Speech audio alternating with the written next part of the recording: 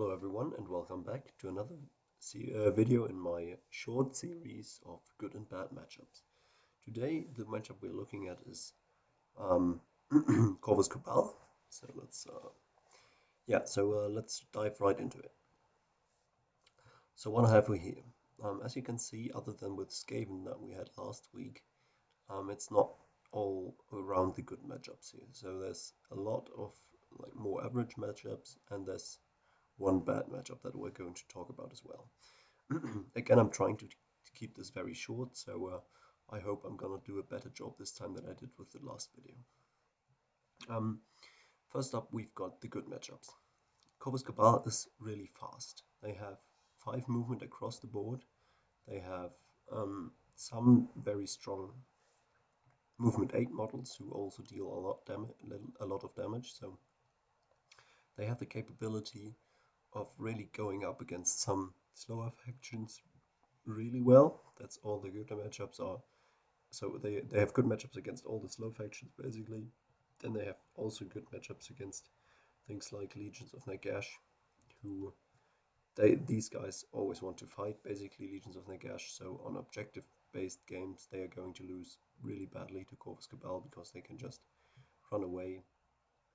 They have an easy access to like a 4 action thing, like just like Rampage, but for a triple with their bird guys who already have movement 8, so they have all the tools that they need to really come in quick, deal out lots of damage against single models, and then also keep their distance, make sure they grab objectives and so on. So I think they are superior to most slow warbands in that respect. They can also really like go head to head with some of the most elite ones, Skaven, Splintered Fang. One advantage they have is that all of their cheap models are range 2, so I would suggest playing lots of the Spear Cabalists, because those guys, they deal a lot of damage and they can always keep their distance, so that makes them a lot more survivable against things like Skaven or Splintered Fang with their snakes and so on. Some of the decent matchups, obviously, as I said, Skaven, Splintered Fang, Daughters of Cain, they play very similarly kind of to these guys.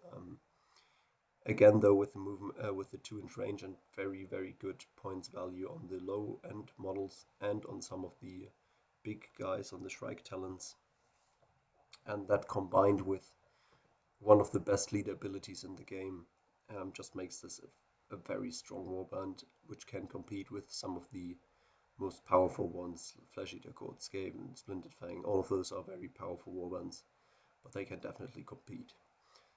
I think one bad matchup they have is Idoneth Deepkin.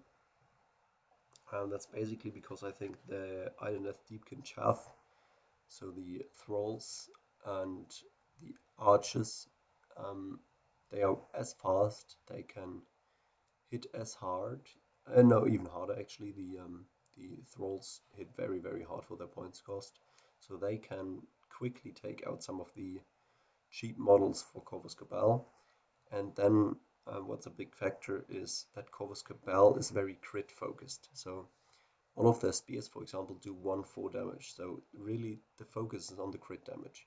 However, Idoneth Deepkin, if you're playing the eels that can basically ignore crits on it with a triple, it's going to be very hard for Corvus Cabal to pull those guys down, because yeah, ignoring crits is really punishing for Corvus Cabal because they are a completely crit focused warband. Right, so basically that's all for today.